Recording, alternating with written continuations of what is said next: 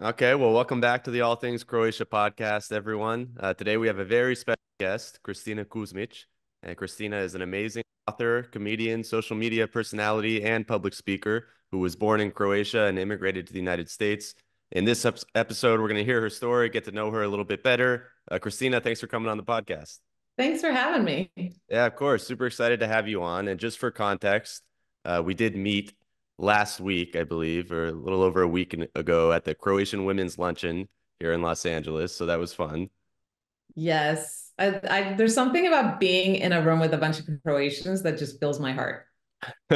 Bunch of Croatian women and me being the only guy there. For some reason, they Yes. had me host, which I I don't Well, know you did why, a great job. You did a great but job. thank you. And so did you, and that was awesome. You got to go up and do, I think, about 15 minutes of, you know, stand up slash performance, telling some stories and some lessons from your book, which I do want to get into. But before that, I sort of want to ask about your, usually I say Croatian roots, but you're actually, you're born in Croatia and you grew up there. Can you tell us a little bit about that and growing up? Yeah, so I was born in Zagreb, which most people who are listening to you probably know is the capital of Croatia. And then when I was around 4 years old, my family moved to Osijek. So that's where I spent most of my childhood. And then the war started, and then sort of near that time, my dad got offered a job in the US to teach at a seminary. And so basically, the plan was always okay, we're going to go there until things calm down, and then we're all going to move back. And things calmed down, and they decided to move back. And I was already in college at that point. So I stayed. So that's the story. But because they're all back there, I go back regularly. And it's been, I'm so, I don't like not having them nearby, but I also love that that has forced me to go back regularly because I don't, life's busy. I don't know that I would go every year, sometimes multiple times a year if I didn't have family there. So it's been a good way to really stay in touch with my roots. Yeah, now you have to go back. I know you were Yeah. just there this summer as well. Yeah, Um, and actually, this next summer I'll be there for a while because I have to go for work and family. So I'm really excited. oh, that's gonna be awesome. Well, tell me, how was growing up in Osijek? What memories do you have? You were what, 14 when you came here?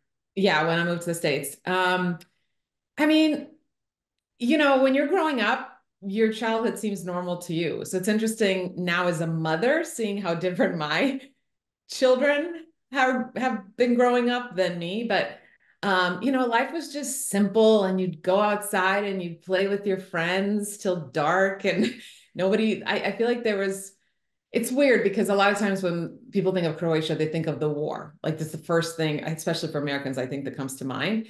But life seemed so safe and simple. And I loved my childhood. I mean, most of my childhood was just really great. And, my grandmother actually lived in Serbia. She's Croatian, but she lived in Serbia, which was only an hour and a half. Novi Sad was the city. It was only an hour and a half from Osijek.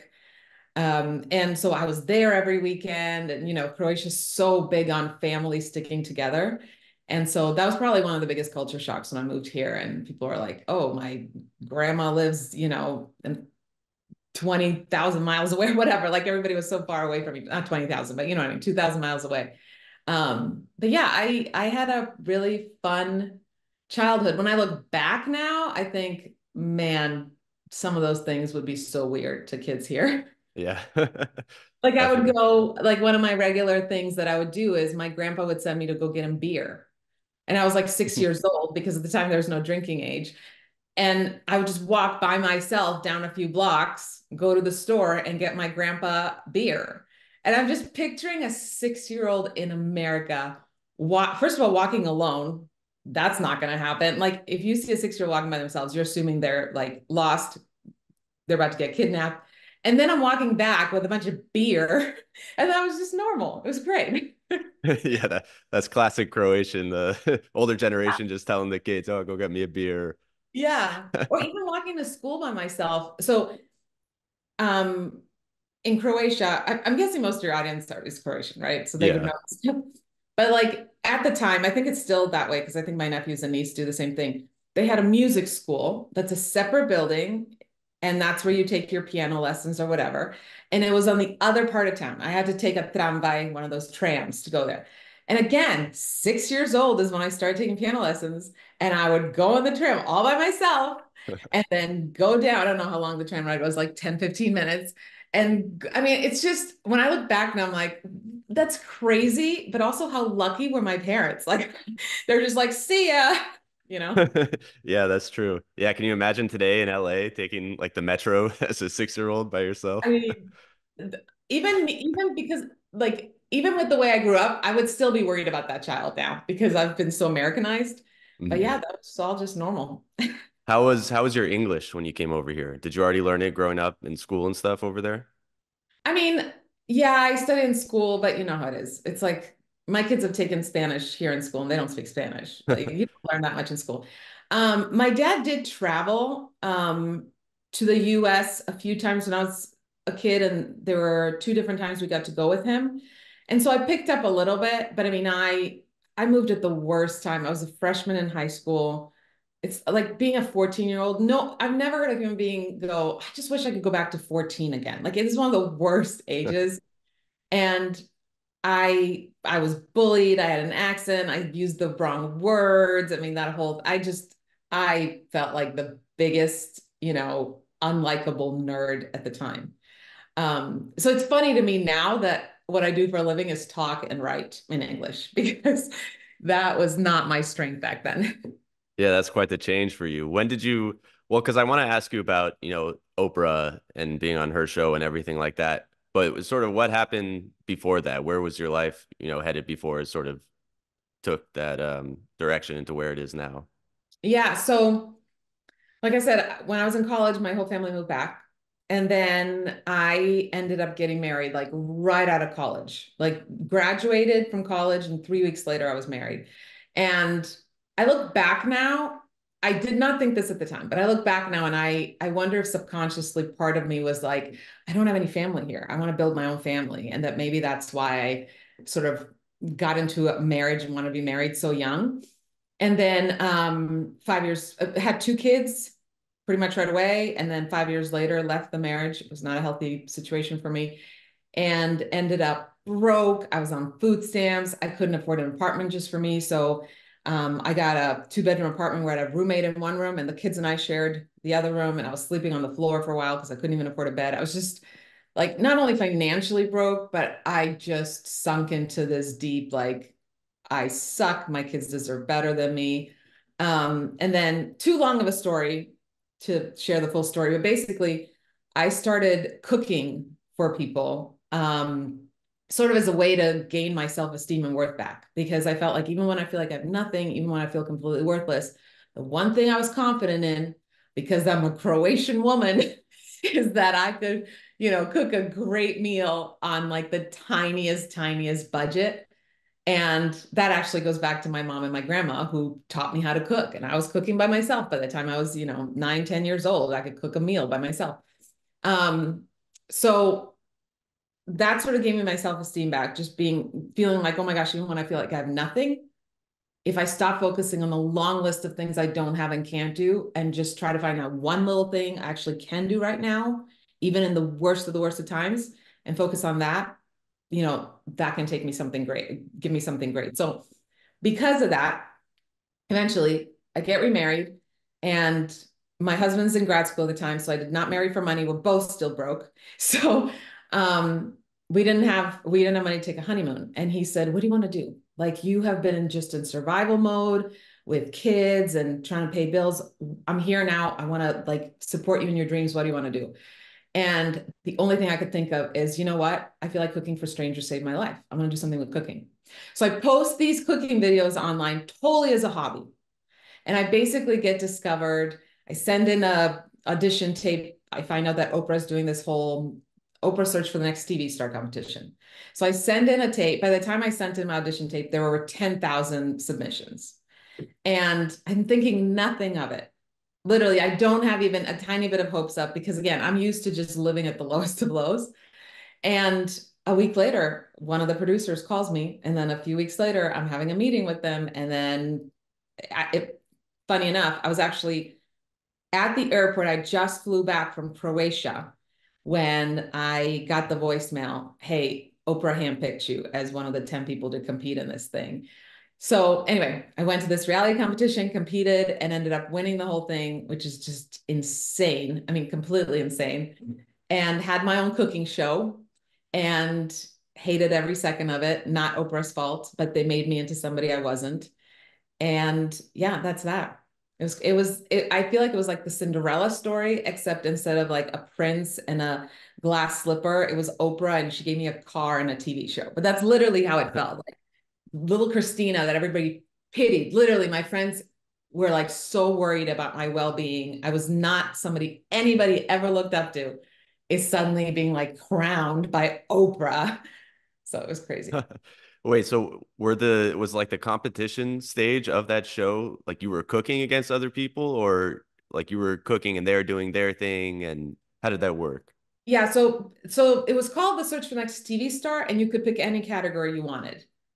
And again, even then, like I'm remarried at this point. I'm not feeling like a complete worthless loser anymore because again, cooking for strangers kind of helped me get my self-worth back. But I'm still not like the most confident human being. So I still felt like, I mean, the only thing I know how to do is cook. So I'll just do that. So I was competing against people who wanted to, have an entertainment show or a talk show or whatever.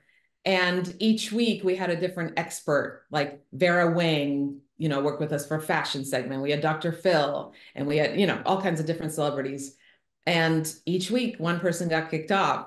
And I think of the 10 people, I was one of the only people that was 100% convinced I was not going to win. Like there was not even like a glimmer of hope. So I didn't even bring enough clothes because they told us if you end up being the last one, you need to bring enough clothes for 8 weeks because we were living in a hotel. We didn't get to see our family. It was like this whole thing. And we had to be completely sequestered. And I brought enough clothes for like a week or two because I thought I was going home. So it was really nuts. It was nuts. Wow. When you Yeah. won that, did you feel like okay, my whole life has just changed, or was it just kind of like, oh, like yeah, I won this? I mean, I was in shock. And the way it all happened too. Well, first of all, well, this is such a long story. I'm trying to like shorten it all. But the day of the when we were shooting the last episode and Oprah's about to announce who won, she surprised me by bringing my husband to the set. So I am still in that shock. Like he just walked in, cameras are rolling. Like this is all on TV, right? And he walks in. So I'm still in shock from that because I haven't seen this man in 8 weeks, right? And poor guy, by the way, we get married. And then a year later, almost to the day, a year later, I'm off to be gone for 8 weeks. And he's suddenly a single dad and he's never had kids before, So it was great because the kids and him really bonded during that time. But so he walks in. So I'm still in shock of that. I don't even have time to get over that shock. And then she announces it. And I think my body, it was like completely dissociated. Like it all just felt like a big dream. But one thing I remember so clearly is she grabbed me by the shoulder. This is like after they did the whole hoopla, blah, blah, blah. And we're just kind of hanging out. And she grabbed me by the shoulders. And I'm trying not to pee myself because Oprah is touching me, which by the way, this was 2010. It was the last year of her talk show. So anybody who's my age or older knows like she was the queen of TV. She was the most famous celebrity at the time. Like she was it, right? Everybody knew who Oprah was. And so I'm just like, shocked that she's even touching my shoulders. And she looked me in the eyes and so passionately said, Kristina, stay authentic. This is why I picked you. Stay authentic. You're goofy and you're silly and you don't care what people think and you embrace the imperfections. Stay that way because this world and especially TV will try to change you. I've been in this business for decades. They're still trying to change me. And that really stuck with me. And it's what I credit to what I do now and the success I've had since. But what happened was I end up with a TV show, right? And I'm sitting in my first meeting with the producers that are going to produce my TV show. And Oprah's out filming a movie. I think it was The Butler. I can't remember what movie, but she's not involved in the production of my show at all, which I figured she wouldn't be. She's a busy woman. And I show up to this meeting and I'm like, okay, I know exactly what I want my cooking show to be like. This is going to be awesome. I want to be making dinner while my little kids are throwing a tantrum in the background. And I'm just trying to calm them down, stop them from bickering so I can finish the stupid meal because it's been a long day and we got to eat. And I had all these ideas that were just like real life. And the producers, I remember they just looked at me like I was insane. They were like, have you ever watched a cooking show? That's not how cooking shows work. You show up, you make a lovely meal, everything's perfect. Like that's what it is. I was like, I know. But, and so I explained to them, I said, listen, I used to sleep on the floor, sharing a room with my kids. I thought my kids deserved better than me.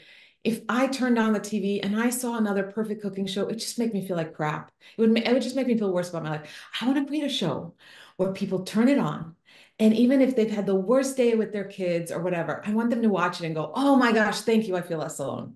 And they're like, that's cute, but not on TV. So they made me the perfect mom in the perfect kitchen. I had a stylist who picked up the best outfits. They rented this kitchen that was like $1 million kitchen. And every time I like made a little mistake or something, I would make a joke about it. And they'd be like, no, cut. You can't make any mistakes. And I felt awful. I mean, here was this moment after I went through this poverty and depression and stress. Here was this thing happening in my life that should have made me so happy and just like it should have been the highest high of my life, right? And instead, I just felt like a fraud. I felt like I was betraying that girl who was sleeping on the floor, feeling like crap, you know? And so after one season, we parted ways. Oprah apologized. She hated the way everything turned out. So I hold nothing against her. I know that if she had been involved, it wouldn't have been that way. But that's basically what eventually fueled what I do now. Like after that, I had meetings with Food Network and all these different, TV networks, and they all wanted me to be the perfect woman, whether it was cooking or something else, just I had to be the perfect woman. And I was like, screw that. I'm not doing that. So took some years off. And then eventually I was like, you know what? I had a lot of fun with those stupid little cooking shows I posted. I'm going to start posting videos again, but they're not going to be about cooking. They'll just be about motherhood. And I'll show off my stretch marks and I'll talk about how exhausting motherhood is and how messy it is. And that's really when things blew up. Like you would think that Oprah crowning me would have been the thing, but it was really me just being authentic. Yeah, and that's what led to my success. So, yeah. I still think that cooking show is a great idea. Would you ever I know. would you ever try I and know. revive that? I mean, I know you do a lot of similar stuff now, not always cooking oriented, like you said, or not, I mean, not even usually cooking oriented, but I do see you do a lot of like cooking things as well, recipes and stuff on your social media. I mean, that'd be Yeah. great as like a long form show. I know. I mean, if seriously, if anybody called me and was like, "You still want to do it?" I'd be like, "Yes, I'm in," because that was the fact that that hasn't been done yet. By the way, because since 2010, things have changed and things have become a lot. It's become a lot more acceptable to show yourself as not perfect, even on social media. When I started posting, you know, the honesty about motherhood and saying, "Listen." I love my children 100% of the time, but I do not love motherhood 100% of the time. People were shocked. I remember I got called by People Magazine. I forget what other media outlets called me. CNN called me to interview me about this statement that I made and about the fact that I'm admitting that motherhood is hard and it's exhausting. What? And wait, you're showing your sink full of dishes and how messy your house is and your dirty laundry and like what? So thankfully, there's been progress on social media where I'm now not the only one doing that. But on TV, it's still pretty fake. I mean, and social media is fake too, but I do think there's two sides, right? There's the fake stuff, and then there's people like me who are like, screw that. Here's my Yeah, crap. that's true. But I mean, you do have more, freedom and creativity running your own social media and, Oh, whatever you want to post, you no can one post, tells me right? what to post. No one tells me what to wear, or I mean, it's great. I love being my own boss. Well, talk to Yeah. me about what you post on there because I know you've got what over like 800,000 followers on Instagram. I'm not really on Facebook anymore, but I'm sure you've got a lot of followers on there and some Yeah, of on the other Facebook is channels. actually where it first took off. I didn't even have Instagram till later on. So on Facebook, it's close to 3 million now. And Wow. what's interesting is the thing that whenever I saw a spike in numbers, it was always the types of videos that most professionals, quote unquote, in the industry would be like, you can't post that. Nope, don't post that. I remember I first started posting just funny videos. Um, like I said, the stretch mark for my first parenting video I ever made was 4 reasons stretch marks are sexy. And I just started showing off my stretch marks and talking about them and making funny points about them. And then by like the fourth video, my phone was buzzing one morning. Like it was just like on and on and on. I was like, what is like someone die? And I look at my phone and all these people that knew me were texting me, telling me that Ashton Kutcher shared one of my videos. And he had just become a father. So I think, I don't remember what video it was, but it was obviously relatable to him. And what I noticed is every time there's a spike in my following, I already said that, but it was because mom brain, but it was because it was like really honest and, just really raw. Like we're not pretending anything. So I'm posting these funny videos.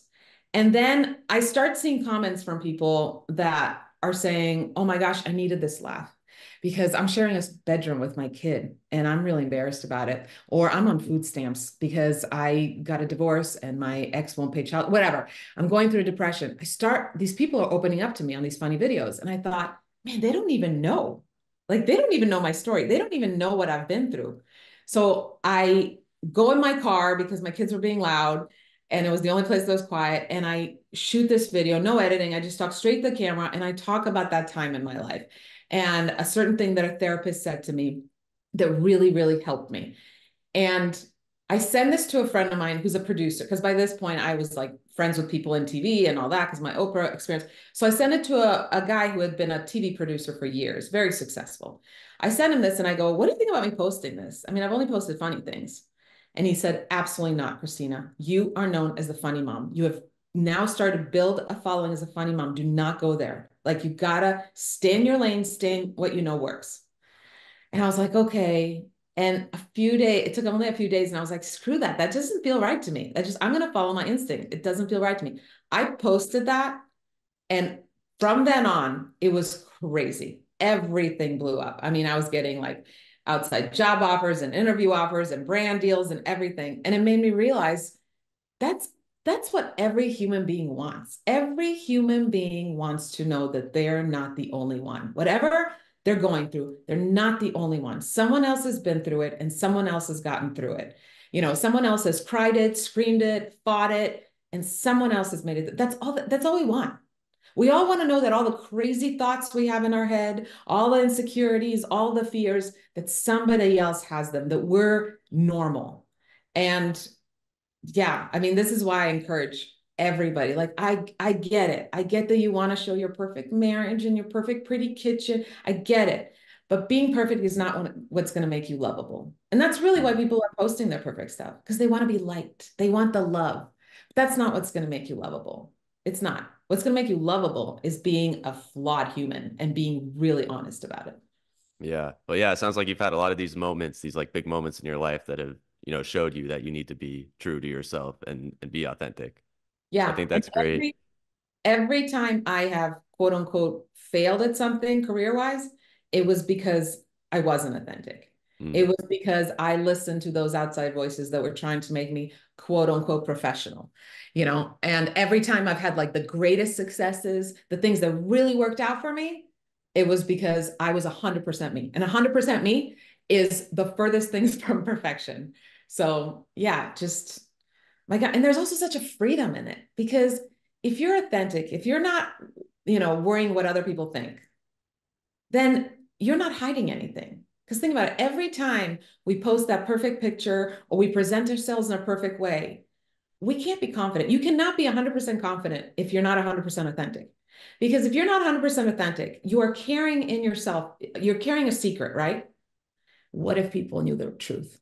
What if people knew what my house really looked like? What if people knew what motherhood was really like? What if they knew what my kid was really struggling with? If they only knew. And if you are living with that, hiding yourself, then you can't be confident. And you're never going to feel free. You are trapped. Yeah, that makes sense. I mean, I want to ask, and sort of it intertwines with this, because talking about being your true self and, putting that out there for people to see, how do you deal with hate online and like trolls and things like that? Because I mean, I get my fair share of it. Most of my stuff is not too controversial anyway, so I don't get a lot, but I have been doing it for a while, so I get stuff and I deal with that fine. But I have a lot of friends who, some of them just like blew up overnight on, TikTok or whatever. And so they're not, they haven't been in the game a long time, I guess, and they really don't know how to deal with the hate. And I could see that they're really struggling with that. And so you've been doing this for forever and have so many, followers on all these outlets. So I'm sure just inevitably, there's trolls everywhere. How do you deal with that personally? I mean, One thing I wish, I don't think I started doing this till I was in my 40s. I wish I'd start earlier. But I literally every morning, I don't even have to do it because now it comes naturally. But at first, when I decided to do it, I would make myself ask myself this question every single morning when I woke up. Do I want to be genuinely happy today, or do I want to live for other people's approval? Because you can't have both. I tested it out. You're welcome. You cannot have both. You have to choose one. And I may have even shared this analogy that I came up with when I spoke on when we saw each other last. I can't remember, but I live for analogies. I need analogies in order to like fix myself and or fix my insecurities or trauma or whatever. So this is how I start picturing it. It's kind of like we're all carrying around suitcases, right, in life, and we got our to-do list suitcase, and we got our marriage suitcase, and we got our financial stress suitcase, our parenting suitcase, our career stuff suitcase. We got all these suitcases, right? And when someone is judging you, whether it's in person or whether they're leaving a nasty comment online, what they're basically saying is, here's my suitcase, take it. Because most of the time, it's not actually about you, it's about them. They are miserable about their own stuff and they don't know how to deal with it. They think that pain is like dodgeball, right? They're going to take that ball of pain, they're going to throw it at somebody else, and whoo, okay, now it's out of my hands. But that's not how it works. And so I literally started picturing whenever I got a negative comment. I've gotten you wouldn't even believe the comments I've gotten. I literally picture someone handing me their suitcase of everything they're miserable about, their choices, their circumstances, whatever, and going, here, carry it. And I decided, no, no, thank you. It's not my suitcase. And we've all picked up suitcases, some of us have suitcases from our childhood. Maybe some of us have suitcases that our parent handed us. And we're carrying these suitcases full of lies about who we are and what we're worth. And I'm done. So sometimes people will leave a negative comment and I'll literally reply with no, thank you. As in, no, thank you. I don't want your suitcase. They get completely confused. They're like, I just called you a bleep and bleep and told you to go kill yourself. What do you mean, no, thank you? But but it's just my way of going, I'm not picking that up. And I remember it was recently somebody commented and said, I really don't like you. And a lot of times I ignore the haters, but I replied, well, what made you think I needed you to like me? And I guess that's the bottom line, right? Like you have to decide that at the end of the day, you are going to make yourself proud. Because otherwise, and sometimes you're going to have to disappoint other people in order to not disappoint yourself. Otherwise, what's going to happen is you are going to live for everybody else's approval. And the problem is where it gets complicated is that different people will need you to be a different person, right? This person is going to need you to be funnier, and this person is going to need you to have this opinion. This person is going to think you're boring, but this person is going to think you're too crazy. And you're going to need a spreadsheet to keep track of who am I supposed to be in front of who, and it's just not worth it. I don't know if it's like the Eastern European thing or what, but like I tend to be a really morbid person, not in like not in like a scary, creepy way, but like I think about death a lot. And again, not in a fear-filled way, but more in a way of I get this one life. I get this one life.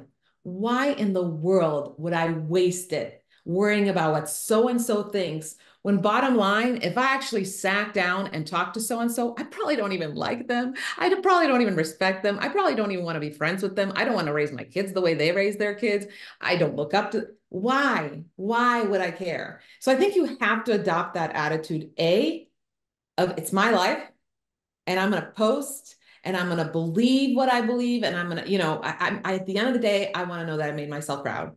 And two, this is their baggage because anybody who's going to take the time to write hateful comments on your social media, that is not a happy human being. There's zero chance that they are genuinely happy human being. There are plenty of things I've seen on social media.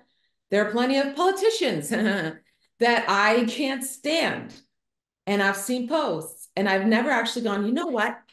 I could be pursuing a dream right now or spending time with my family, but instead I'm going to spend these next few minutes telling them how much I hate them. No, I got better things to focus on in life. So, I mean, I don't think it's something that happens overnight. It took me a long time, but I can tell you honestly, I'm at a point in my life right now. You could write the worst possible thing to me and it just doesn't get to me. Well, I aspire to be like you, Kristina, because yeah, that's you definitely easier said than done. I mean, at Yes. least for me, I mean, maybe for some people it's easier to do that than Can I others, give you but another analogy though? yeah, go for it. just because different analogies work for different people. Okay. So a few years back, my daughter, she's in college now, but she was in high school and she had Matea, like the most popular girl name in Croatia, by the way. She was working in a restaurant and every night she would come back from her work shift. I'd go, how was it? And she'd go, oh, it was awful. This customer was really annoying to me, or, my fellow coworker did this, or well, it was just always negative. So one day I sat her down. I said, okay, listen, Matea, I'm worried that you're picking up every little annoyance, every little thing people say or do, whatever. Every little annoyance is a brick. And here's the problem. Life will already hand you a bunch of bricks that are out of your control. Like you're going to be forced to carry these heavy things in life. That's part of being a human. You're not going to have a choice. Okay. You're going to have to carry them. So if you decide to pick up every little negative comment or a plan you made that failed or a new stress as a brick, man, life will be so heavy. You're just going to be carrying a bunch of bricks every single day. No wonder you're going to feel exhausted and inadequate and stressed out and miserable. So this is what I need you to do. Try this. Next time you're at work and somebody says something annoying, some customer is rude to you, whatever it is, why don't you think of it as a feather? Acknowledge it, see it, and then literally just watch it, fly off. And she was a teenager at the time, so I'm thinking she's just like annoyed with me and whatever, mom, you're being cheesy. Next day she comes back from work and I go, how was it? And she's like, good. I said, good. What do you mean good? You never say good. And she just kind of smiles at me and goes, feathers, and runs off to her room. Okay. So like a year later, I'm flying to Croatia. And again, love being in Croatia. Love, love, love, love. Actually cry every time I have to leave Croatia, even though I've lived here for so long now. And I'm flying to Croatia and I'm thinking about how I love being there, but there's this one person, and I'm sure we all have this one person in our life who always just says something, like just pushes my button, just literally ruins it for me. And then what I do, they say something, and then I think about it all day, and I'm miserable, and I replay it, and we get in the shower, and what do? We replay all the things we're going to say back next time, and we wish we had said, or how we're going to tell them off, or how we're going to, I mean, literally, like every trip had like this little dark cloud on it because this one person. So I'm on my flight, and I remember this analogy that I had made up for my daughter, and I was like, okay, you know what? For this whole summer when I'm in Croatia, I'm going to picture everything annoying they say as a feather. And I'm not kidding you. We're sitting at family dinner and this person says something directed at me. And I literally just go, dun, dun. I picture a feather in my head and I'm moving my head, da, da, da, da, watching this feather fly off. And everybody's just looking at me like, what drugs is she on? My mother afterwards she actually like took me aside. She's like, are you okay? And I was like, never better, never better. But it worked. So I don't know. Sometimes maybe when you see a negative comment or something, be like, this is a feather. And I'm literally going to picture myself if flying away. I am not picking it up as a brick. You don't have to every time literally imagine it in real time, Yeah, but wishing it it's kind away, of fun right? because then people just stare at you and think you're a weirdo. So, and I'm all about that. They might get off your back just from that alone, huh? Yeah. I don't want to keep you too long, Kristina. We got about 5 minutes left here, but I want you to talk about your books a little bit. You're an author. You became an author. You wrote, is it two books now? You just came out with Yeah. another one recently. Where did the inspiration for the first one come from? And then, tell us about the new one as well. So the first one came from the following that I had built on social media. And a lot of times I'd share a little thing about my past, whether it was a funny motherhood story, whether it was, something really hard I'd been through. And the comment I saw was, tell me more. I want to know more. What led to that or what happened after? And so it's basically me sharing about everything from my divorce to, dating again and how do you trust again after a divorce and getting remarried. And I share about the Oprah experience. I share about immigrating from Croatia. And then there's a lot of funny motherhood stuff in there. And it's called Hold On But Don't Hold Still. I thought that would be my only book. Croatians, by the way, translated it. It was awesome. I did a book tour there a few years ago. And then my oldest son had been struggling with serious mental health struggles. And I have a rule with my kids where I won't share anything about them publicly without their full permission. So I thought we would never talk about it. And then he decided to talk about it publicly because he wanted to end the stigma and the shame around mental health. So we ended up writing a book about that. And that's the new book, I Can Fix This and Other Lies I Told Myself. And I wrote the first 10 chapters, and then actually my son wrote the last one. So you hear from a mom, and then you hear directly from a teenager who what depression, anxiety, ADHD, what it all felt like for him, having suicidal ideations. I mean, he goes there. He did not hold back. Um, and what I did that helped as a parent and what I did that did not help as a parent, we put it all out there. And I'm actually really excited because Croatians are translating it. It should be out in the spring. And it's a really big deal because in Croatia, because mental health is not talked about openly there. There's still so much stigma and shame. And so I'll be going there in May for a book tour. And I think I'm going to shock a lot of people because I'm not going to hold back. But you know what? Hopefully we can save some lives. Yeah, it's definitely different over there. The sort of perception of on mental health and dealing with that, especially publicly. So yeah, I can imagine that that's going to create some waves over there. And that's what I think you had told me this summer, this coming summer, next summer, however you want to say it. You'll be there and you'll be doing the book tour. It's going to be translated and everything. Yeah. Yeah. So it's Profil, which is one of the publishing houses there. Translated my first one. They're translating this one.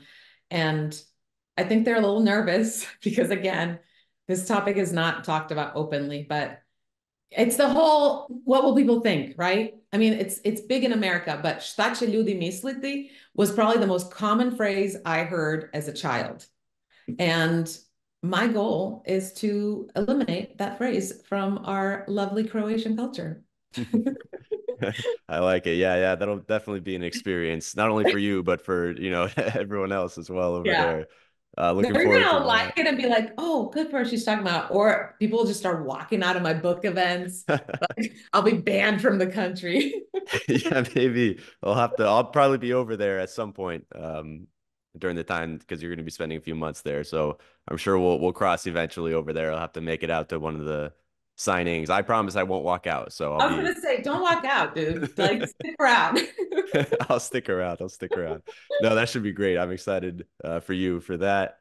I've got a few more minutes here. I want to get to I got a couple fun questions at the end, but sort of last thing, I know you're just coming off of, your tour of your stand-up performance. Can you talk a little bit quickly about, that and, sort of the themes that you talk about on stage and where you're headed next? I know you're kind of taking a break, but do you have other plans for another tour or what?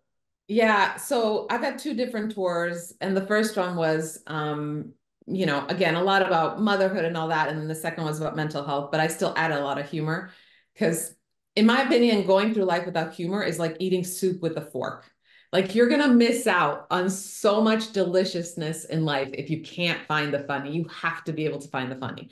So it's really an extension of my videos, and I never planned on touring. I don't consider myself a stand-up comedian, but suddenly I have been to, I think, over 80 cities doing stand-up comedy. So it's very weird. I am taking a break now because I need to be home. So I'll be doing a lot of speaking engagements, but I won't be touring for a while. And then if I do write another show, you can't relate to this, but you should still go because all men should go to the show. I think it's going to be about menopause. And I think I want to call it cougar puberty because that's basically what menopause is. So haven't written it yet. This is just an idea in my head. But if I ever do another one, that's going to be it. Yeah, I cannot relate, but that would be interesting to hear. Yeah. I'm going to force you to go. I think men need to know what women go through. That's fair. That's fair. All right. Real quick questions here, Kristina. Favorite food to eat when you're in Croatia? It's a toss up between burek sa sirom and cevapi. Okay, fair. But it Uh, has to be cevapi with the lepinja that's soft and the mm, onions and ajvar and kajmak, the whole thing. I like when they grill the lepinja in like the Yes. juice of the. Ooh, that's so good. Yes. It's got to be And greasy. It all has to be greasy. yeah, yeah, it's got to feel like a cheat meal, as they say, like fast Yes. food. It's not supposed to be fancy. Kristina, last question for you here. What for you makes Croatia or Croatian special? Oh, the people. I mean, really, I know that sounds cheesy, but the people. One of the first times I brought my husband to Croatia, we're walking down the street in Osijek, and there's this beautiful, like old wooden sort of door slash gate to this house. And we just stopped and we were just admiring it. He was like, "Oh my gosh, you never see stuff like this in America." And the man walks out and he's like, "Hi." And my husband's like, "Oh shoot, he's going mad at us." And instead the guy's like, we're just getting dinner ready. You guys want to come in? And my husband was like, "Is he gonna murder us? Like in America, they would murder you if they invite you in, like we're strangers." We went in there. And his wife was cooking in the kitchen, and he had this beautiful yard, and he showed us plums from his tree, and then he took a bag and gave us a bunch of plums, and we ended up sitting down and having dinner with these strangers. And my husband, to this day, like, it's the one story he always tells people. I mean, that might be a little bit on extreme. Like, not everybody in Croatia is going to invite you over immediately, but there's the people there. And it's the thing I hear the most from Americans who have gone to visit Croatia vacation.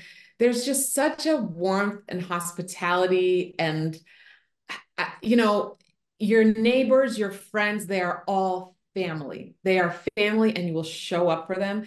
And to me, that's just one of the most beautiful things. And one thing I recently realized is Croatia is not a hustle culture. And I think in America, everybody's just hustling for more and better and, you know, moving up in their career. And that stuff gets really distracting, right? It distracts you from focusing on what ultimately really matters. Like, again, not to be morbid again, but when you're on your deathbed, you're not going to give a crap what position you held or how much money you made. It's who is going to be there holding your hand saying goodbye. So I love the way Croatian people love.